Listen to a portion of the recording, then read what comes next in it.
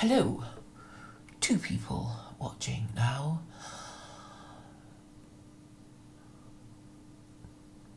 You know, this morning I had stuff to say and it's all gone out of my head. But anyway, I've caught up on the latest news on COVID. Over 1,000 people dead in the UK. Things are getting interesting. And also in Italy, 10,000 have died from it. Over 10,000. Now, do we know how many people normally die from flu every year? I don't know. Anyway, well, I guess we'll just have to follow government orders and see where it takes us. Of course, I was never for one moment suggesting that people don't do anything that the law says not to.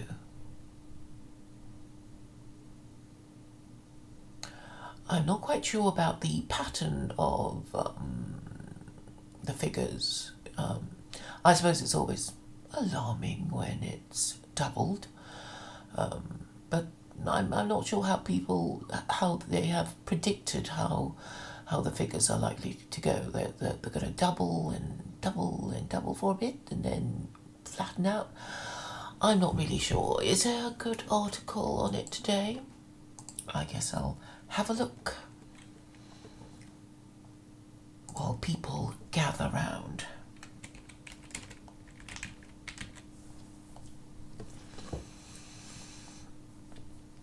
Have you been out today? I haven't.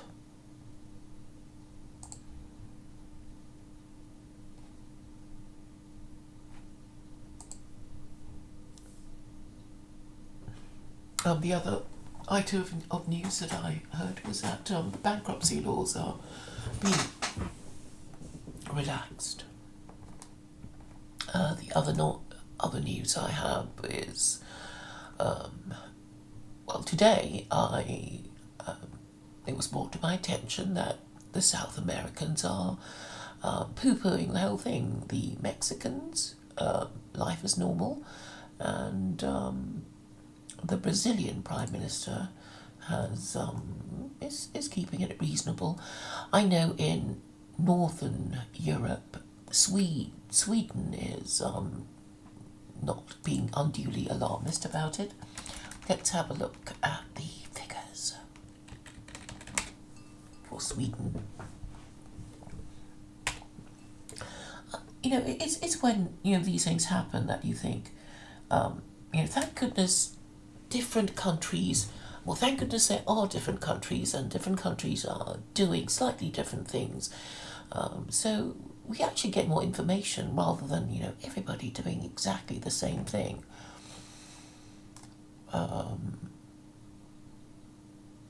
So Sweden keeps calm and carries on. So, things should get interesting. An article from the BBC tells us what Sweden can teach us.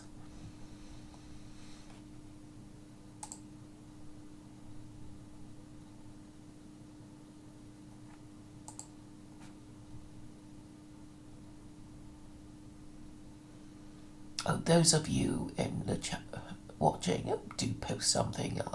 I'll respond to it. I'm quite good at responding to your comments. It always helps. It just makes you own the stream a bit more when you respond to me and I respond to you, and we can get a conversation going, and it's more than just me going on about COVID-19, eh?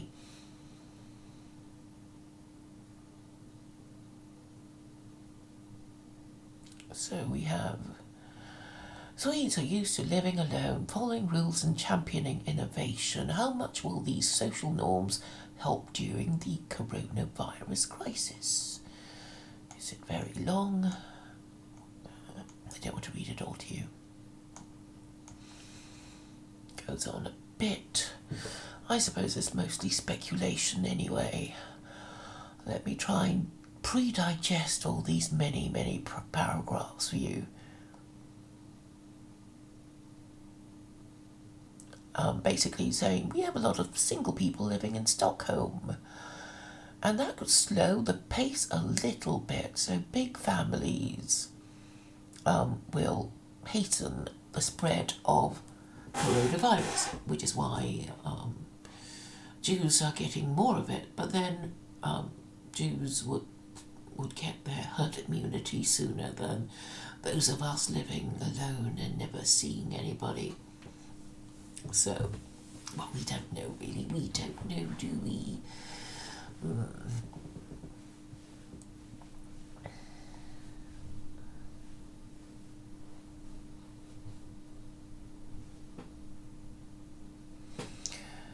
So Swedes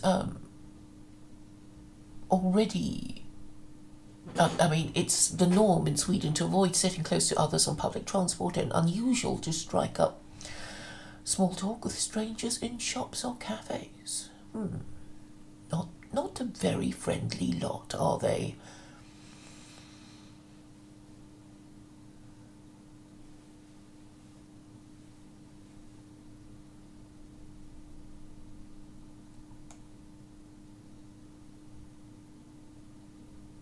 Sweden's more formal efforts to tackle the coronavirus are controversial. Unlike in neighbouring European countries, including Denmark, which currently has a similar number of fatalities, public authorities are avoiding stricter measures and following a strategy of trying to slow down the spread of a virus in a calm and controlled way, while focusing on the protection of vulnerable groups. This means schools for pupils under 16 remain open, as well as most shops. Pubs and restaurants are still in business, offering both table service and takeaway, although they've been asked to stop serving people at counters, and all events for over 50 people have been banned.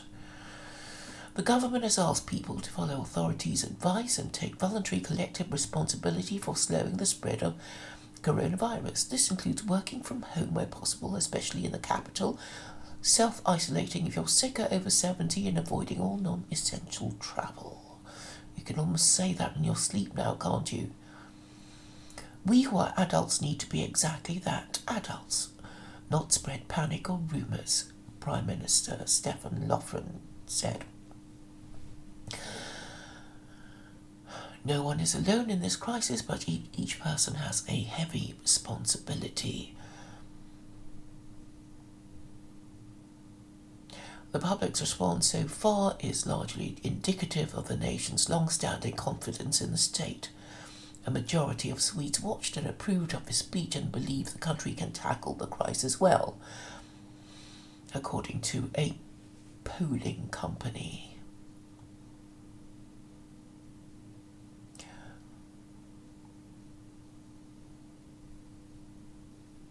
Some people are still hosting birthday parties with maybe 50 guests and going out clubbing, thinking there's nothing the matter with that.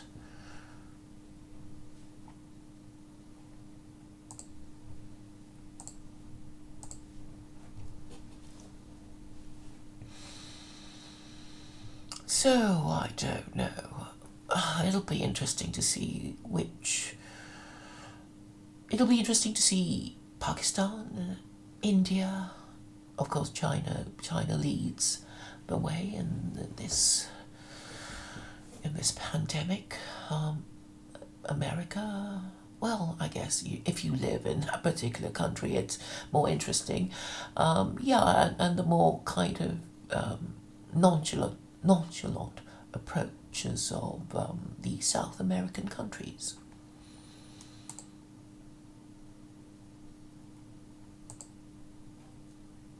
Hello, Alex Woodrow.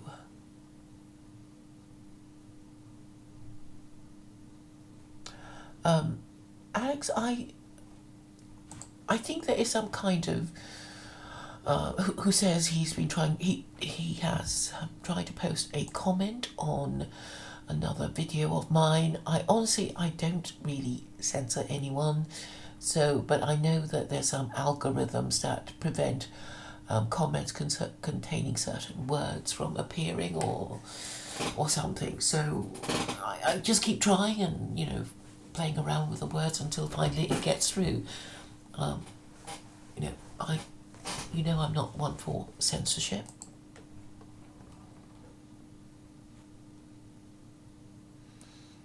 I don't even remember seeing a notification from you.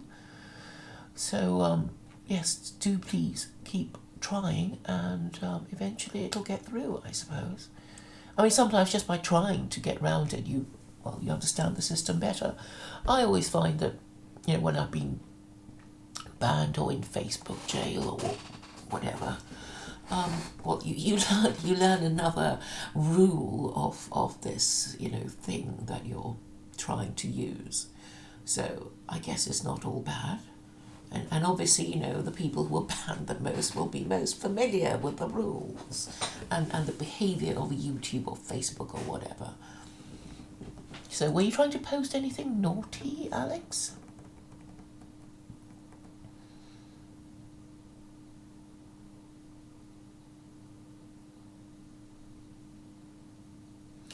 Korean man is nervous about the West trying to punish China.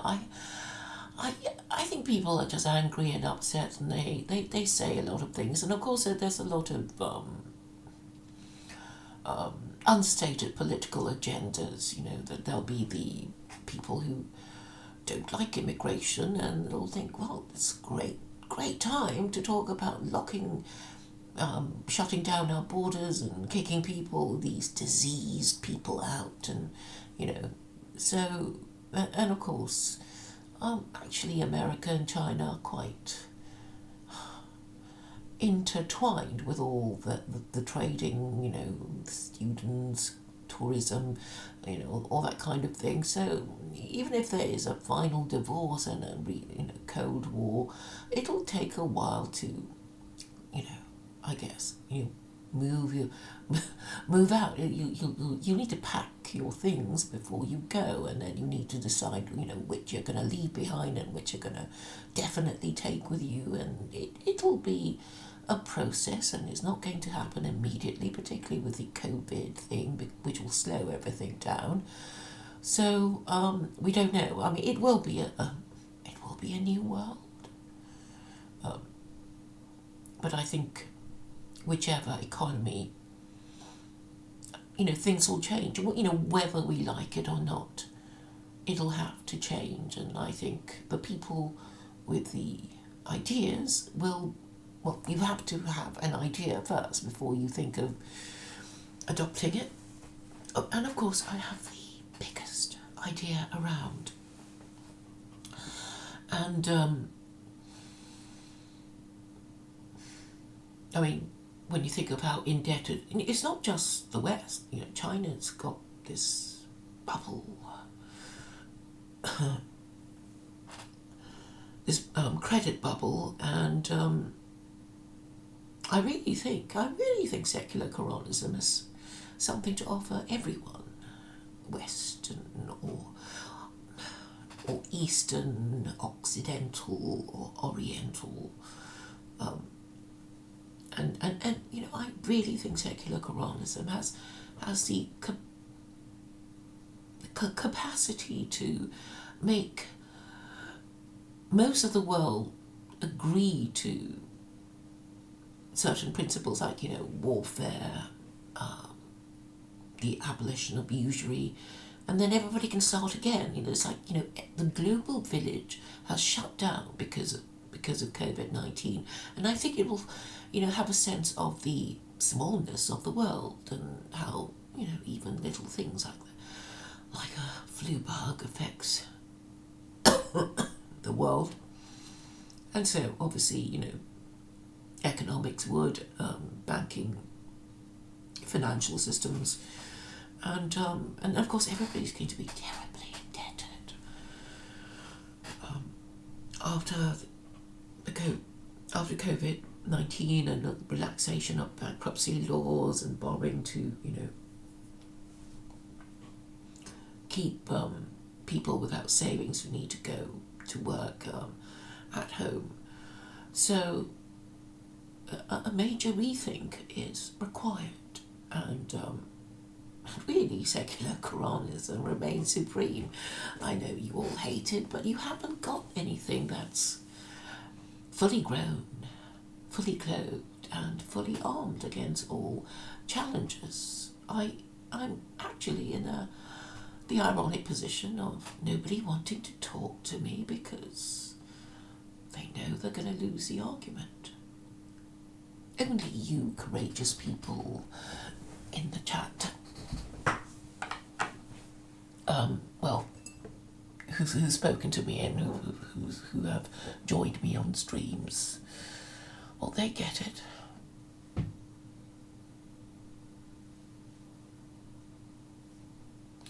Oh, well done, Alex, that you cut and pasted your comment on a Word document so you can easily reproduce it.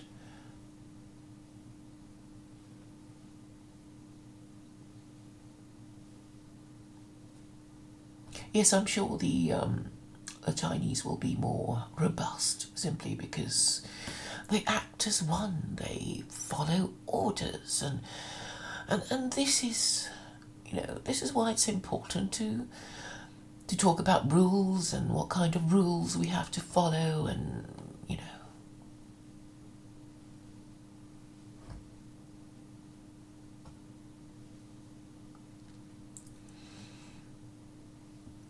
yes, it'll be interesting to see which way Europe goes. I think America will probably kind of want to go into isolationism. I'm not saying it's recommended. I mean, I wouldn't think isolationism is a good idea for anyone, because China retreated into isolationism, thinking, well, we'll just self-isolate, forever. There was a time when China sent out explorers, and I guess they just got a bit tired, like, oh, well, we've got enough territory. It's more than we can do to keep these under control, and there were, rebellions here, there, and in various places in China, and they thought they had enough on their plates without, bothering with international relations. People can get like that. I mean, if you think of different countries and different national characters, if you sort of think of them as an entity, I mean whole nations as individual entities behaving in a certain way because they believe certain things, I think it'll make more sense. And of course, some countries do behave in a particularly foolish way. That woman says, Michigan looks like Soviet Russia. What do you mean, empty streets?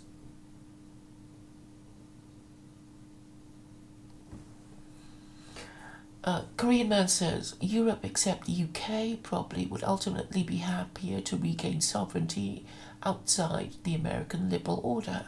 I don't think there will any longer be an liberal order. It'll become a dirty word.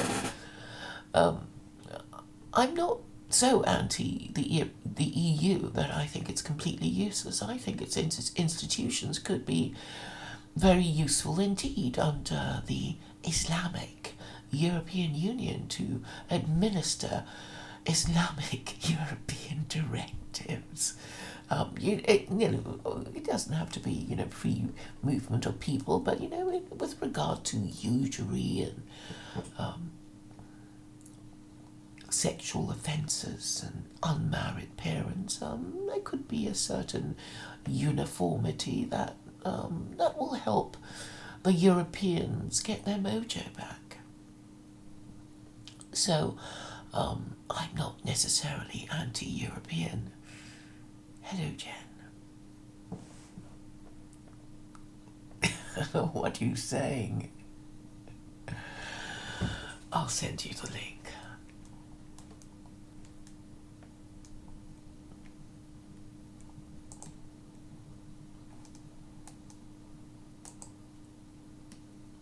You haven't blocked me again, have you, dear?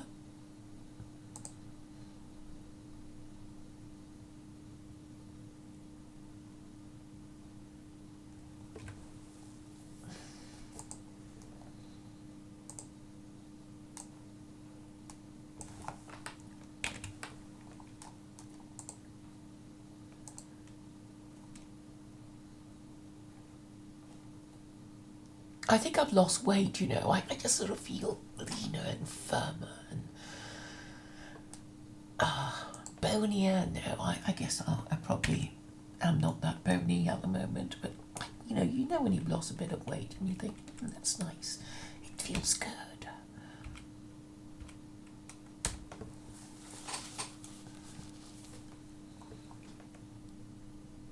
Oh, good, it's gone. Oh no! She's blocked me again. Why'd you do this? Unblock me now. So childish. So childish. Why'd you do what you do, Jen? Why do you want to hurt my feelings?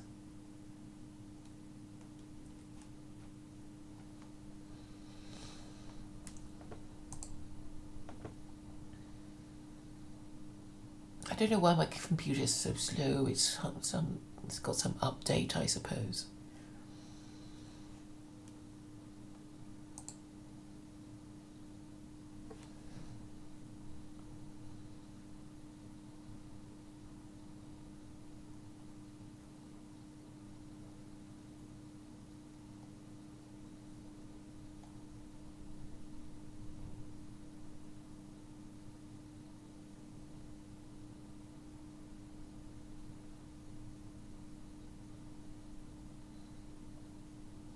Did I message you, Jen? I kind of wanted to... what did you think of the Doolittle JF thing? It was so boring, I couldn't listen to it. And I hate the way people discuss ideas, in their really unconstructive way. They should just... do it on Ask FM.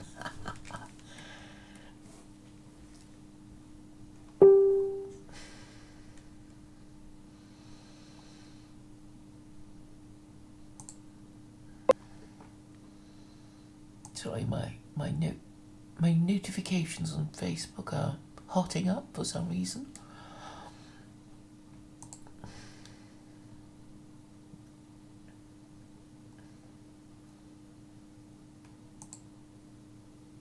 You see how long it takes for me to just get my email open and send Jen the Hangout link.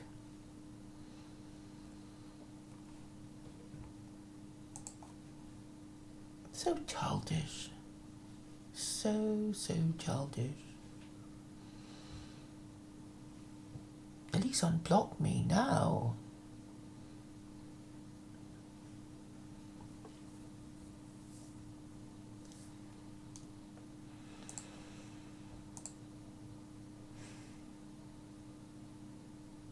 So have you guys got any gossip for me?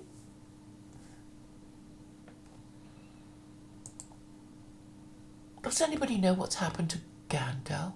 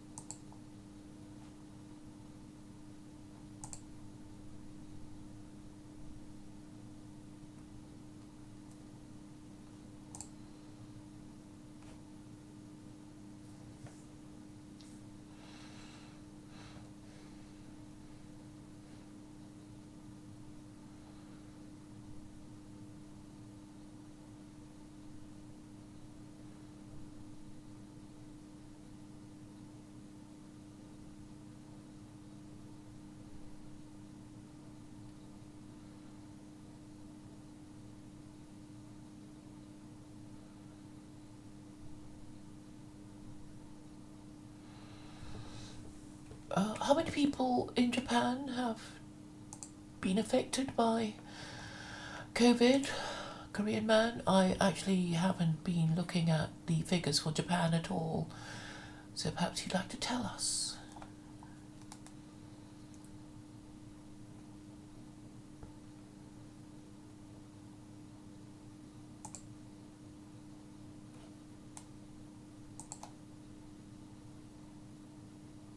Gosh, I see.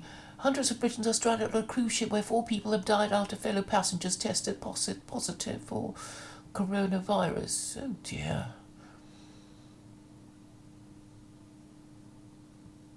It's the stuff of horror movies, isn't it? You pay all that money to go on a cruise and people start dying and you can't get off it.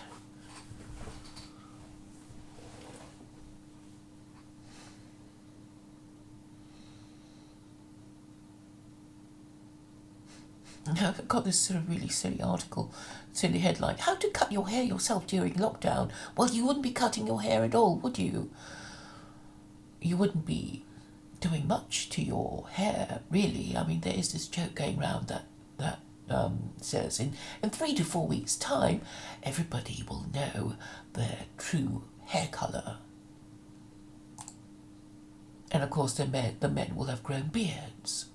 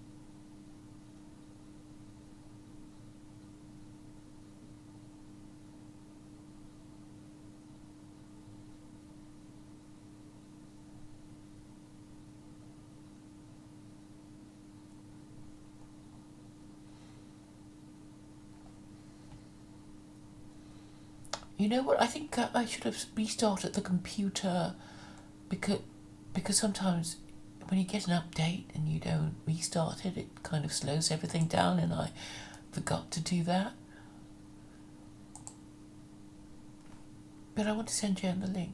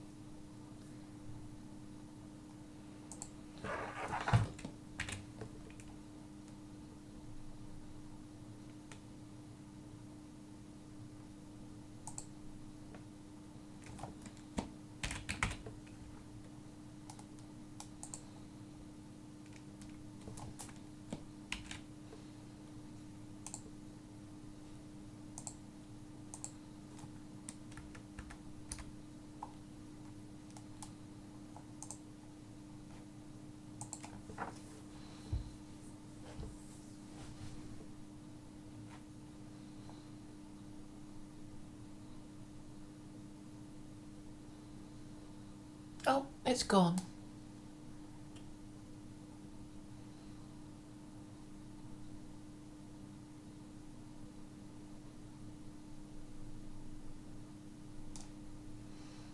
Do people think Jen is being really childish, doing what she's doing? I think so. But I suppose I must make allowances.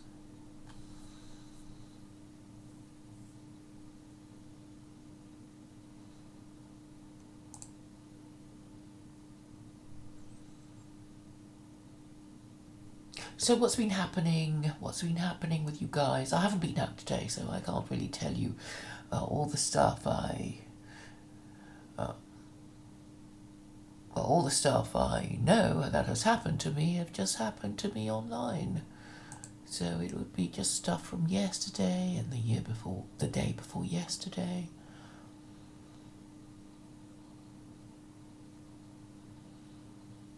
Have you guys got any COVID stories to tell?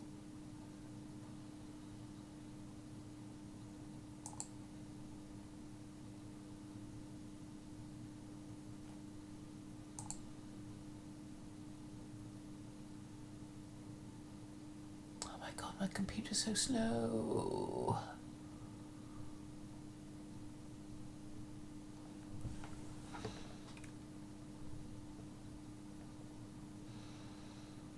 So Jen says, I think Kurt is a gas bag as worthless as you and more dangerous. More dangerous.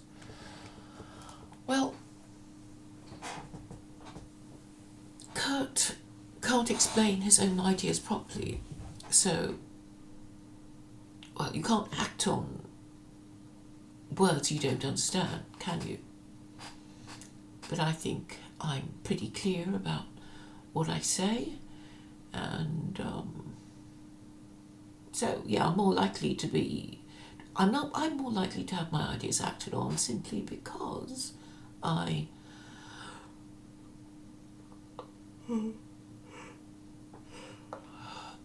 ideas are clearer. And it was so boring I couldn't listen to it. But the chat was moving. You know, it's really annoying when you look at somebody's chat and it's... Okay, I think it's a bit disrespectful. I know I can't do anything about it, but when basically people are posting stuff that is completely unrelated to the subject being discussed. So the best kind of chats would be when, you know, everyone who posts something relevant, something interesting, something that fires a discussion and moves it in a certain direction, and then the stream can be about what the chat says. So, what's the figure for Japan again? I don't know. 300 cases in Israel, not too bad. 400, that's not too bad, is it?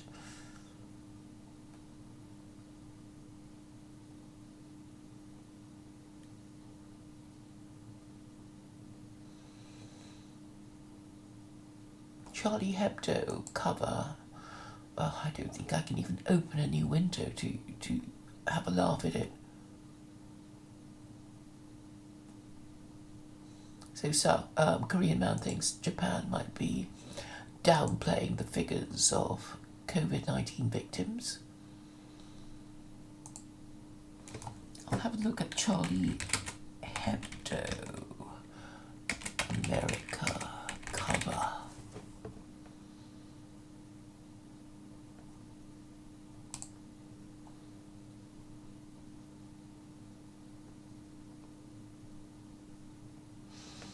Yeah, you know, I timestamped, I'm so crazy, aren't I? Timestamped the 10 and 7 hour streams I did. And actually, I'm pleased I did it, that's what I'm telling you. Some of you might think, that's really Anaraki and a bit sad and all that. But I actually thought when I timestamped the most recent one that it wasn't quite as good, and probably it was a bit boring and whatever. And when I timestamped it, I thought it was fine, and it was quite interesting, and it gave me a few new ideas, and so I was just pleased that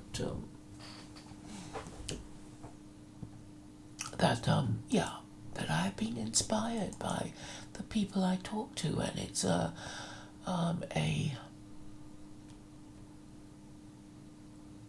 firing off of ideas.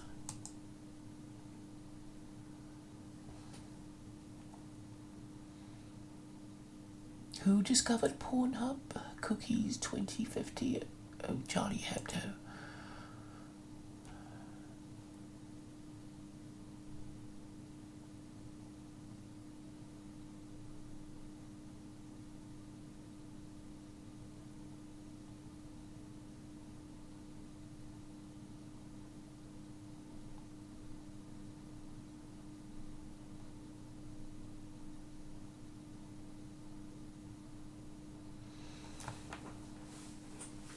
Well, the 10-hour one was actually just one of the best. I thought it was one of the best. And it wasn't just because you were on it, Jen. But it might have been one of the pleasures for me. I mean, what's the point of having a really good stream and having virtually nothing in the description, and then for somebody to just sort of see, oh my God, it's an 8-hour stream with no indications of what it's about or anything like that, and then you start getting angry. I mean, a few people, boomers, sort of say, it's sort of like, why'd you even send me that? What makes you think, I'm going to watch, a 4-hour, 7-hour, 8-hour? It's like, are you crazy? Do you think I haven't got a life? How dare you? All these sort of unspoken assumptions, really. And it's also useful for me.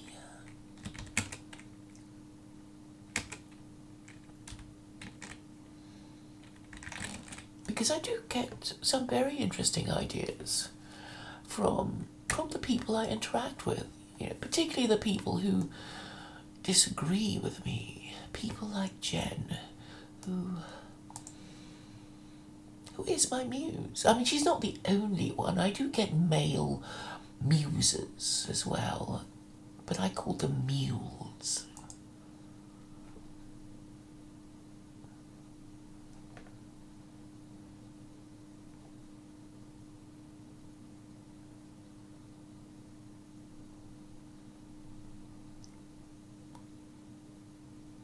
I can't seem to find any. Where do I? Okay, can you, Korean man, just I'll rent you, and then you can post a link to the Charlie Hebdo cover that you were talking about, if you're still here.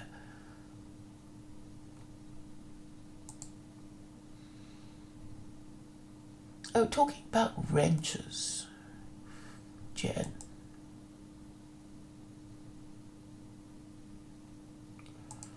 Would you like to be wrenched here? And if I wrench you, will you wrench me?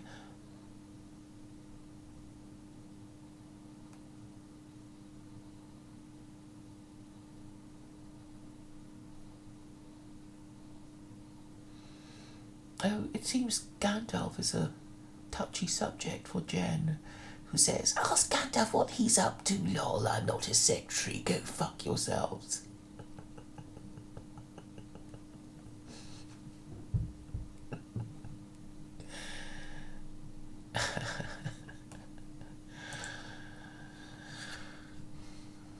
Are you going to come on or not, Jen?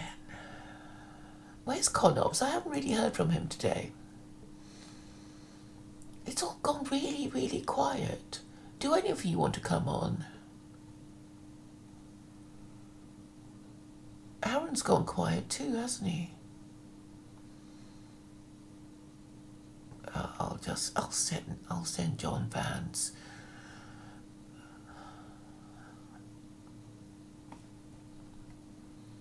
You really should unblock me, you know, Jen. Just unblock me now. Now.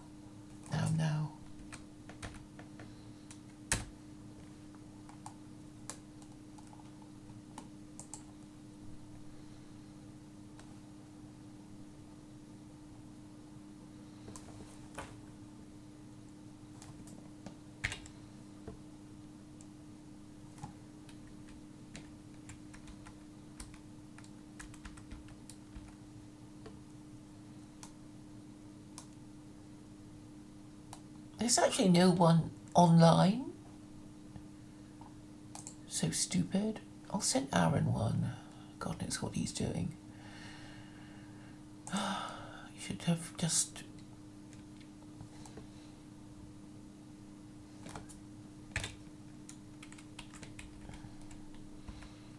Well, if it gets more dull, I'll just turn the computer off and read Thucydides' Peloponnesian War. I may well just do that.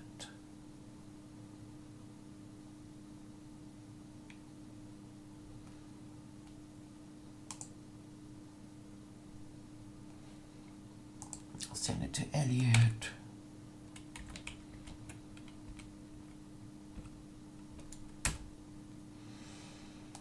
Right. I hope somebody has said something interesting in the chat by now.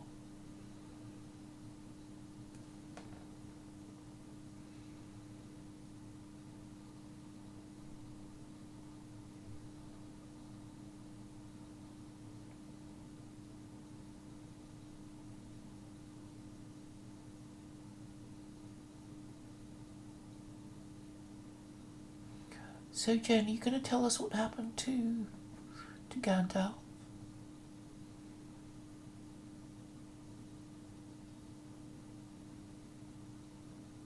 Jen, just get over the fact that I atted you. Come on, I mean, you can't be doing this just because of that. You really should not have atted me when I said not to, then I wouldn't have blocked you. Okay, but get over it. Come in. Andrew says read to us. What do you want me to read?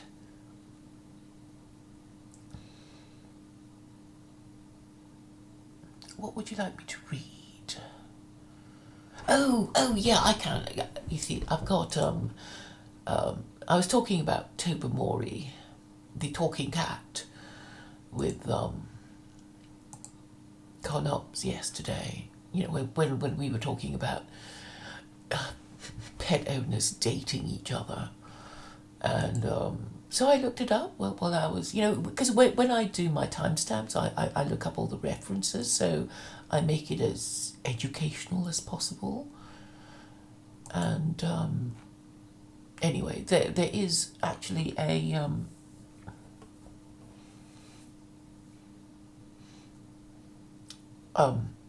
the story, and I mean I actually have it in the hard copy, but I can read it for you because that link would give you the story to the link to Tobermory, the name of that talking cat.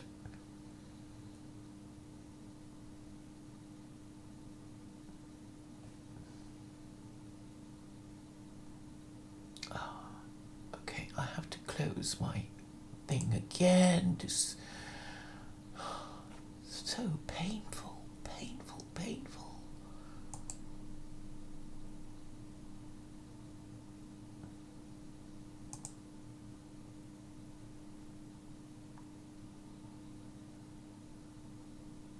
So you guys are going to get a story anyway.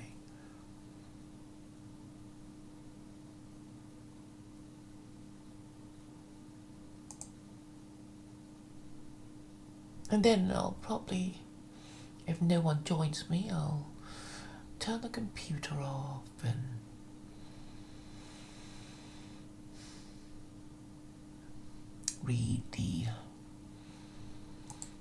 read Thucydides' account of the Peloponnesian War, which comes in 6 books. And I can read it online because the copyright has expired.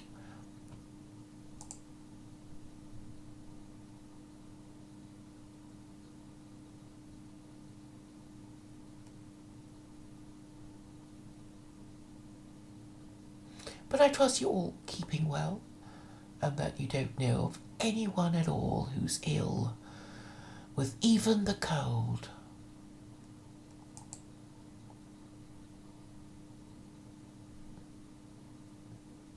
Well, I actually know somebody who said, I might have it, but I'm self-isolating. And I thought, well, we're all supposed to anyway, aren't we? Let us hope it's just a cold.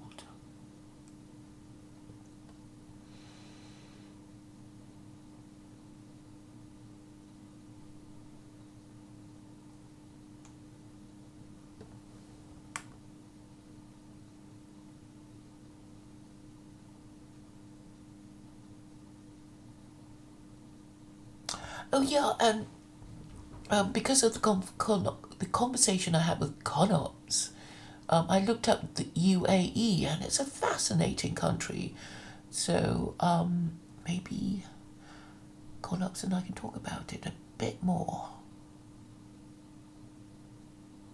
Oh yeah, I wanted to talk about the Greek chorus as well, which came up, yes, in yesterday's stream.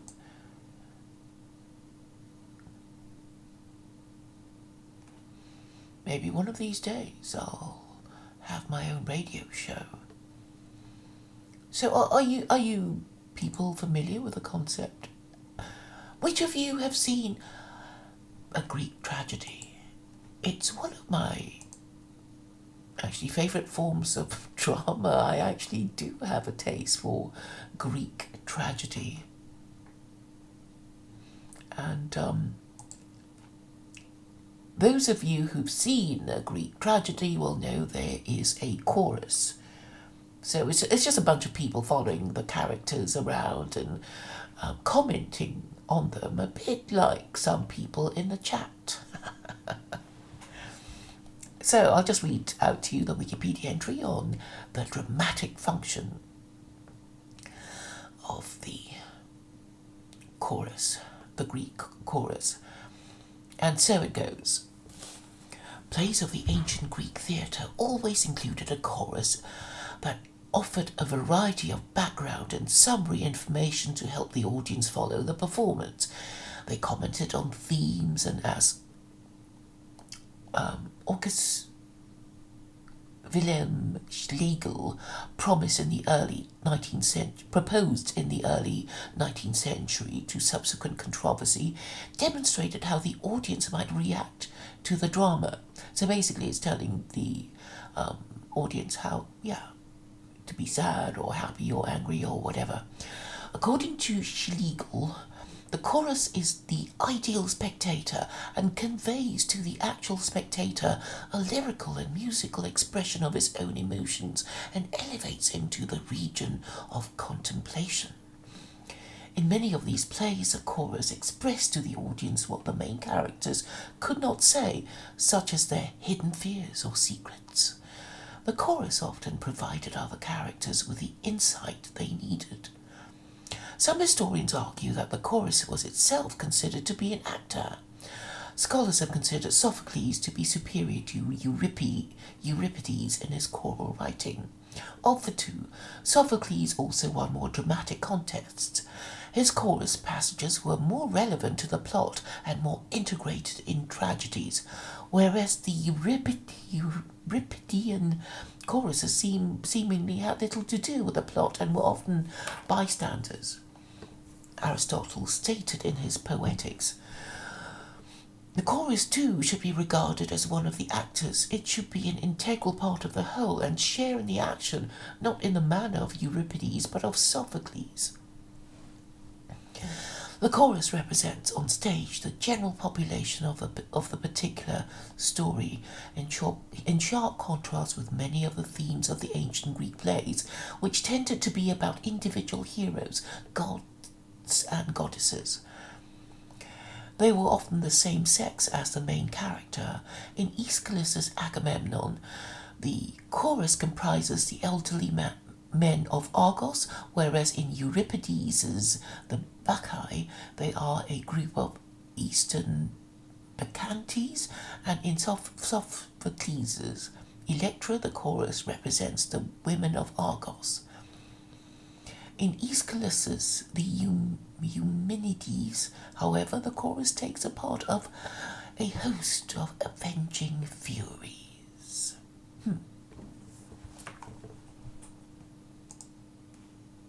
Actually, we did kind of alight on the funeral oration of Pericles, which maybe I could read to you because it's probably shorter than Tobermory. Let us see if I can find it.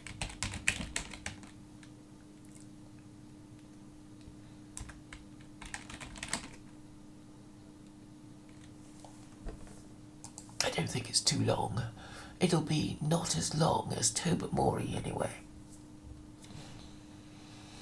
Anything happening in the chat, my chickadees?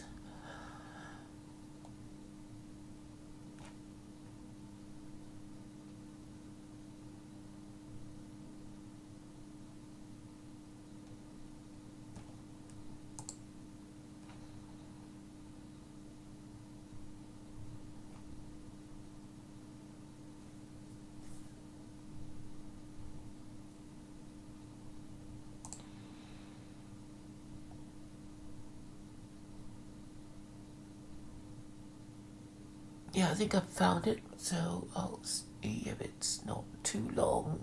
Ooh, it's a bit long. Maybe. I think I can do it now.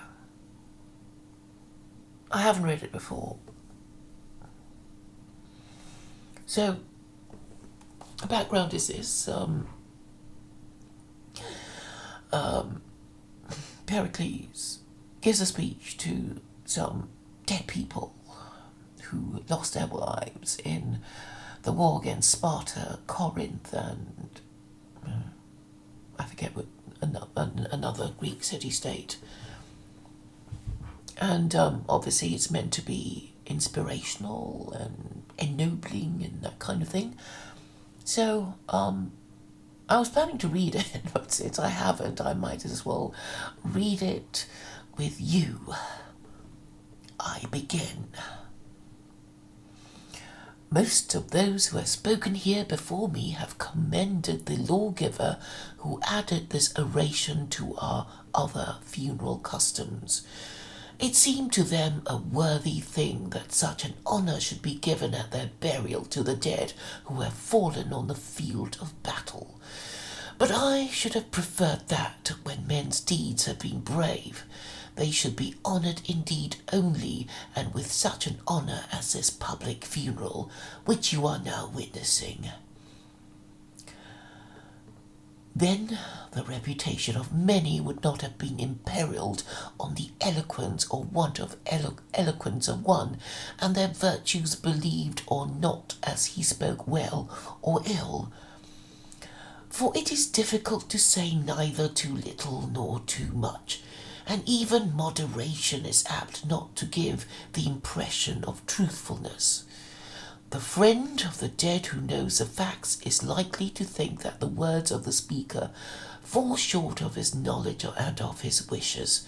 Another who is not so well informed, when he hears of anything which surpasses his own powers, will be envious and will suspect exaggeration. Mankind are tolerant of the praises of others so long as each hearer thinks that he can do as well or nearly as well himself, but when the speaker rises above him, jealousy is aroused and he begins to be incredulous. However, since our ancestors have set the seal of their approval upon the practice, I must obey, and to the utmost of my power shall endeavour to satisfy the wishes and beliefs of all who hear me. I will speak first of our ancestors, for it is right and seemly that now, when we are lamenting the dead, a tribute should be paid to their memory. There has never been a time when they did not inhabit this land, which by their valour they will have handed down from generation to generation, and we have received from them a free state. But if they were worthy of praise, still more were our fathers, who added to their inheritance, and after many a struggle, transmitted to us their sons this great empire. And we ourselves assembled here today, who are still most of us in the vigour of life, have carried the work of improvement further, and have richly endowed our city with all things, so that she is sufficient for herself both in peace and war. Of the military exploits by which our various possessions were acquired, or of the energy with which we or our fathers have drove back the tide of war, Hellenic or barbarian, I will not speak, for the tale would be long and is familiar to you. But before I praise the dead, I should like to point out by what principles of action we rose to power, and under what institutions and through what manner of life our empire became great. For I conceive that such thoughts are not unsuited to the occasion, and that this numerous assembly of citizens and strangers may profitably listen to them. Our form of government does not enter into rivalry with the institutions of others. Our government does not copy our neighbours, but is an example to them. It is true that we are called a democracy, for the administration is in the hands of the many and not of the few. But while there exists equal justice to all and alike in their private disputes, the claim of excellence is also recognized, and when a citizen is in any way distinguished, he is preferred to the public service, not as a matter of privilege, but as the reward of merit. Neither is poverty an obstacle, but a man may benefit his country whatever the obscurity of his condition. There is no exclusiveness in our public life, and in our private business we are not suspicious of one another, nor angry with our neighbour if he does what he likes. We do not put our sour looks at him, which, though harmless, are not pleasant. While we are thus unconstrained in our private business, a spirit of reverence pervades our public acts. We are prevented from doing wrong by respect for the authorities and for the laws, having a particular regard to those who are ordained for the protection of the injured, as well as those unwritten laws which bring upon the transgressor of them the reprobation of the general sentiment. And we have not forgotten to provide for our weary spirits many relaxations from toil. We have regular games and sacrifices throughout the year. Our homes are beautiful and elegant, and the delight which we daily feel in all these things help us to banish sorrow. Because of the greatness of our city, the fruits of the whole earth flow in upon us, so that we enjoy the goods of other countries as freely as our own.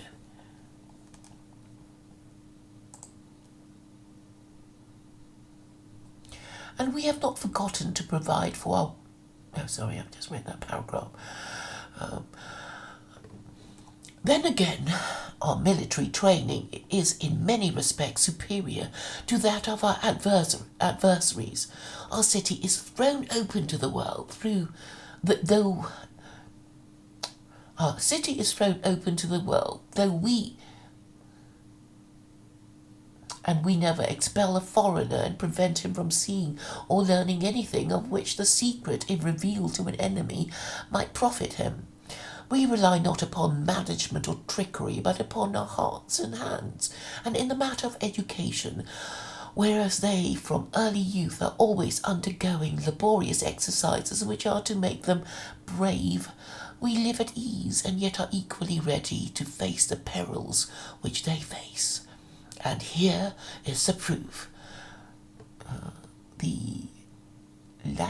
don't quite know how to pronounce it.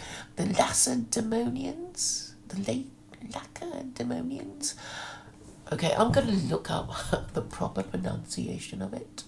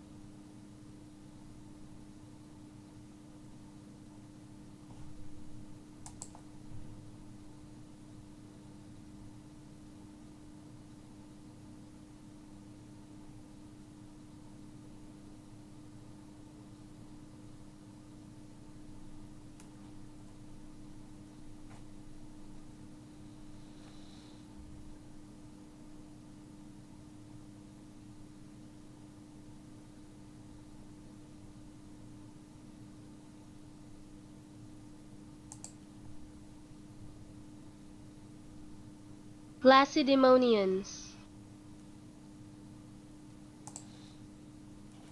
Okay. Lacedaemonians.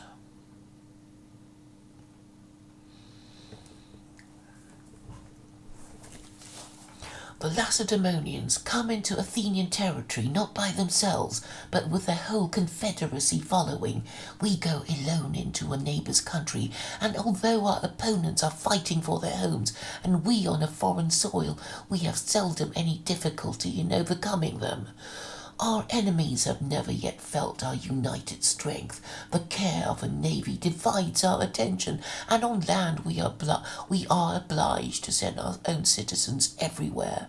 But they, if they meet and defeat a part of our army, are as proud as if they had routed us all, and when defeated they pretend to have been vanquished by us all.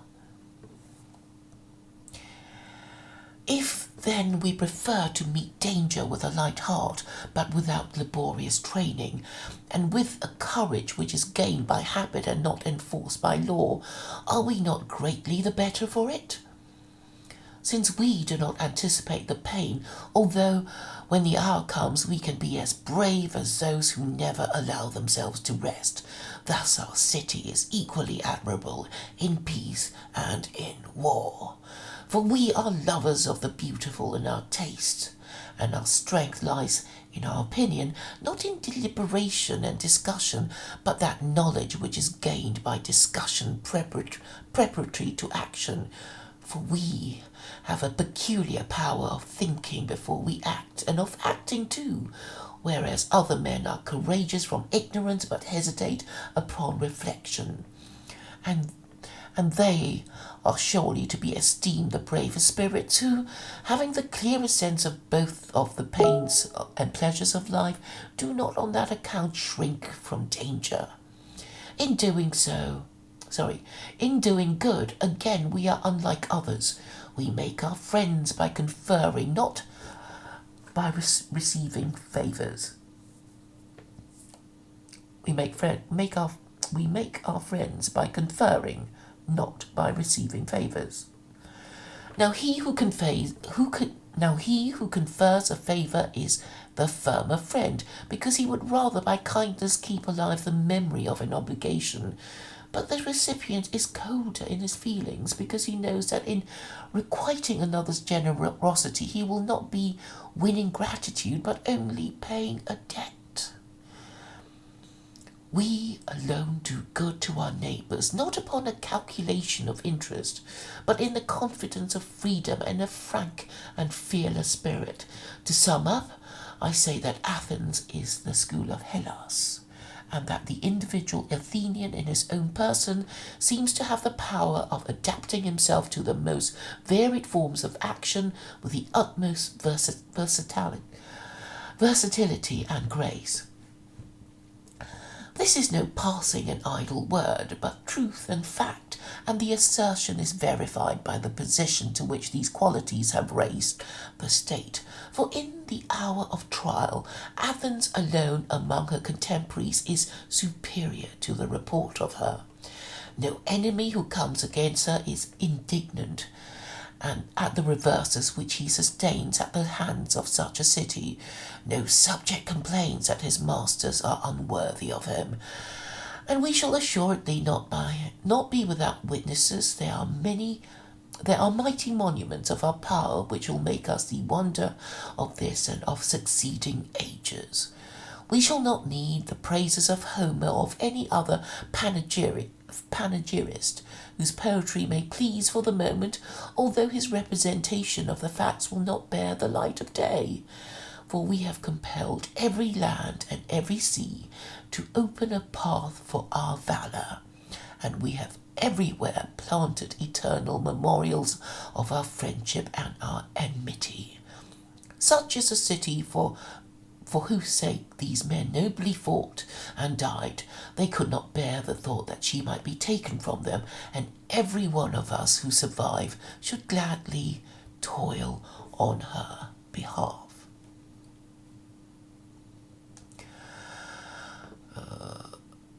5 more paragraphs. I have dwelt upon the greatness of Athens because I want to show you that you are content. I have dwelt upon the greatness of Athens because I want to show you that we are contending for a higher prize than those who enjoy none of these privileges, and to establish by manifest proof the merit of these men who I am now commemorating. Their loftiest praise has been already spoken, for in magnifying the city I have magnified them, and men like them whose virtues made her glorious, and of how few Hellenes can it be said as of them, that their deeds when weighed in the balance have been found equal to their fame. I believe that death such as theirs has been the true measure of a man's worth. It may be the first revelation of his virtues, but is at any rate their final seal. For even those who come short in other ways may justly plead the valour with which they have fought for their country. They have blotted out the evil with the good, and have benefited the state more by their public services than they have injured her by their private actions. None of these men were elevated by wealth, or hesitated to resign the pleasures of life. None of them have put off the evil day in the hope, natural to poverty, that a man, though poor, may one day become rich. But, deeming that the punishment of their enemies was sweeter than any of these things, and that they could fall in no nobler cause, they determined at the hazard of their lives to be honourably avenged and to leave the rest. They resigned to hope their unknown chance of happiness. But in the face of death they resolved to rely upon themselves alone, and when the moment came they were minded to resist and suffer than to fly and save their lives. They ran away from the world of dishonour, but on the battlefield their feet stood fast, and in an instant, at the height of their fortune, they passed away from the scene, not of their fear, but of their glory. Such was the end of these men. They were worthy of Athens, and the living need not desire to have a more heroic spirit, although they may pray for a less fatal issue. The value of such a spirit is not to be expressed in words. Anyone can discourse to you forever about the advantages of a brave defence, which you know already. But instead of listening to him, I would have you day by day fix your eyes upon the greatness of Athens until you become filled with the love of her. And when you are impressed by the spectacle of her glory, reflect that this empire has been acquired by men who knew their duty and had the courage to do it, who in the hour of conflict had the fear of dishonour always present to them, and who, if ever they failed in an enterprise, would not allow their virtues to be lost to their country, but freely gave their lives to her as the fairest offering which they could present at her feast. The sacrifice which they collectively made was individually repaid to them, for they received again each one for himself a praise which grows not old. And the noblest of all tombs I speak not of that in which their remains are laid, but of that in which their glory survives, and is proclaimed always and on every fitting occasion, both in word and deed. For in the whole earth is a tomb of famous men. Not only are they commemorated by columns and inscriptions in their own country, but in foreign lands there dwells also an unwritten memorial of them, graven not on stone, but in the hearts of men. Make them your examples, and esteeming courage to be freedom and freedom to be happiness, do not weigh too nicely the perils of war. The unfortunate who has no hope of a change for the better has less reason to throw away his life than the prosperous who, if he survive, is always liable to change for the worse, and to whom any accidental fall makes the most serious difference. To a man of spirit, cowardice and disaster coming together are far more bitter than death striking him unperceived at a time when he is full of courage and animated by the general hope. Wherefore I do not now pity the parents of the dead who stand here. I would rather comfort them. You know that your dead have passed away amid manifold vicissitudes, and that they may be deemed fortunate who have gained their utmost honour, whether an honourable death like theirs or an honourable sorrow like yours, and whose share of happiness has been so ordered that the term of their happiness is likewise the term of their life. I know how hard it is to make you feel this, when the good fortune of others will too often remind you of the gladness which once lightened your hearts, and sorrow is felt at the want of those blessings. not which a man never knew, but which were part of his life before they were taken from him. Some of you are of an age at which they may hope to have other children, and they ought to bear their sorrow better. Not only will the children who may hereafter be born make them forget their own lost ones, but the city will be doubly a gainer. She will not be left desolate, and she will be safer, for a man's counsel cannot have equal weight or worth, when he alone has no children to risk in the general danger. To those of you who have passed their prime, I say, congratulate yourselves that you have been happy during the greater part of your days. Remember that your life of sorrow will not last long, and be comforted by the glory of those who are gone, for the love of honour alone is ever young, and not riches, as some say, but honour is the delight of men when they are old and useless. To you who are the sons and brothers of the departed, I see that the struggle to emulate them will be an arduous one. For all men praise the dead, and however preeminent your virtue may be, I do not say even to approach them and avoid living their rivals and detractors.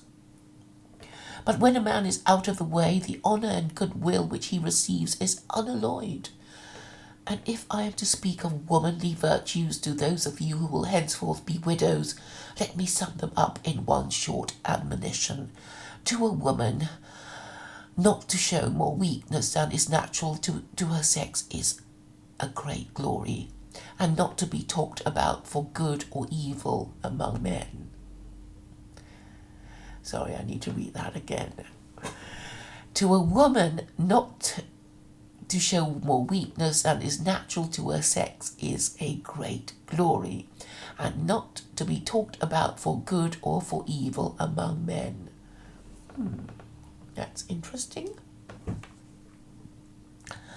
Final paragraph.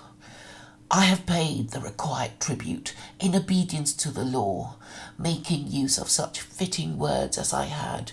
The tribute of deeds, which has been put in part, for the dead have them in deeds, and it remains only that their children should be maintained at the public charge until they are grown up.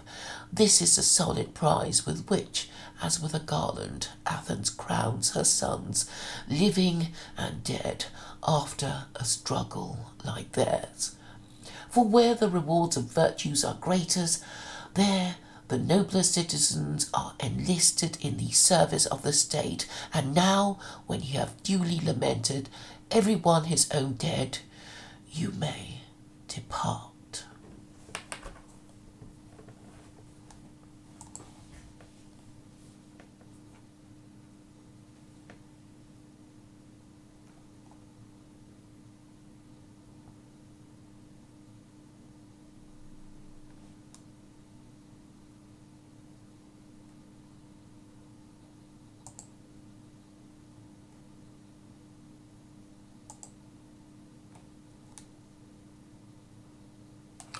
Is the stream still live?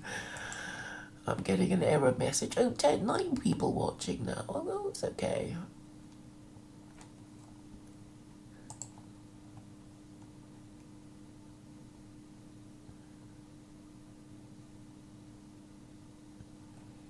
So, nothing relevant to Pericles and the Peloponnesian War. Never mind.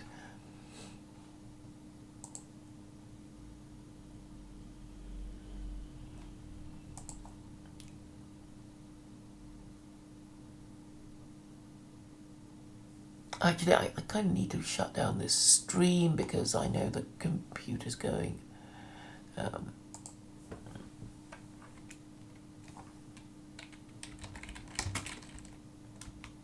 it's popped up.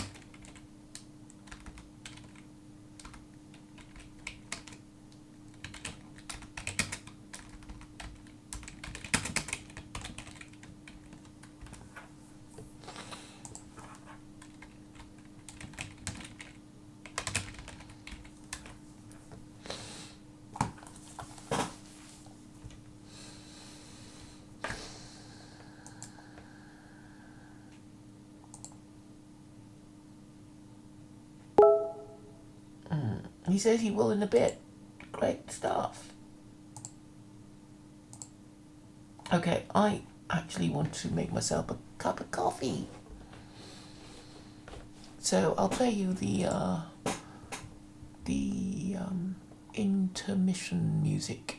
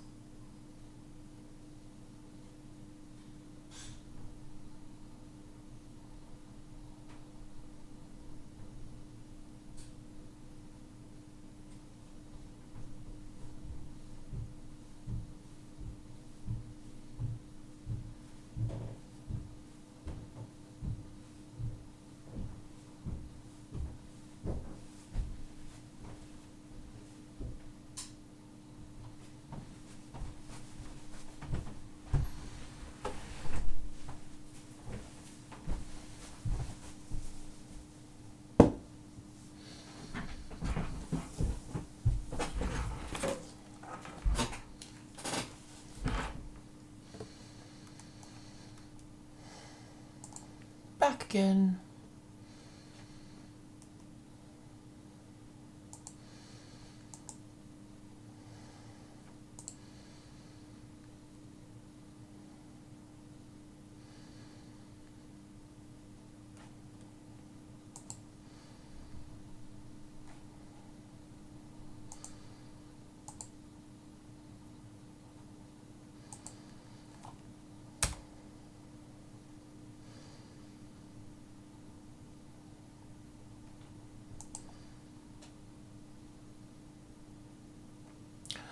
I don't know what I've done with the display thing. Maybe I should just end the stream because it's not displaying correctly.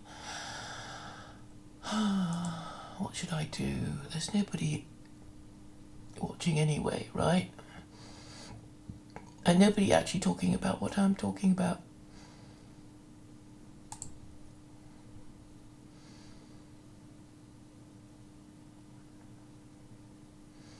Talking about shopping and things costing more.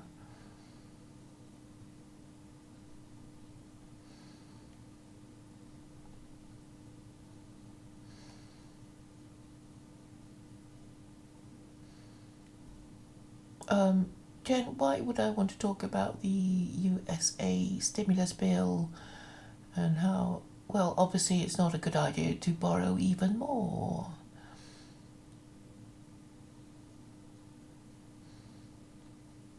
And you know that secular Quranism offers individuals and governments the option of defaulting on their debts.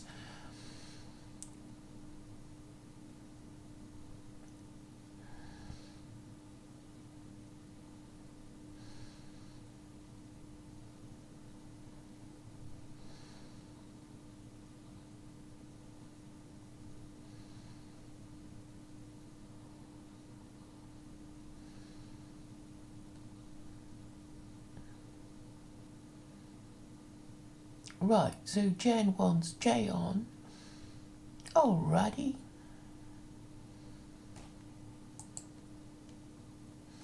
But shall I just carry on in this stream because it's not displaying correctly?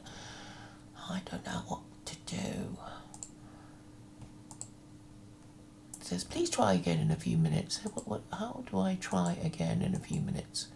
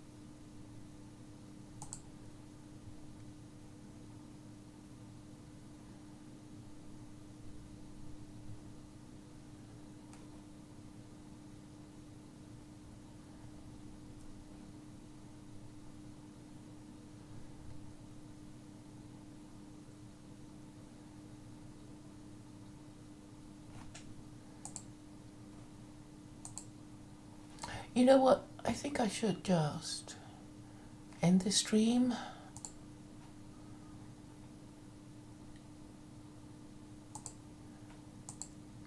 It's just after I reboot. Okay, I think I'll just,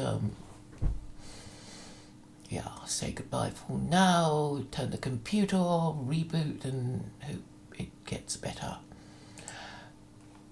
See you in a bit.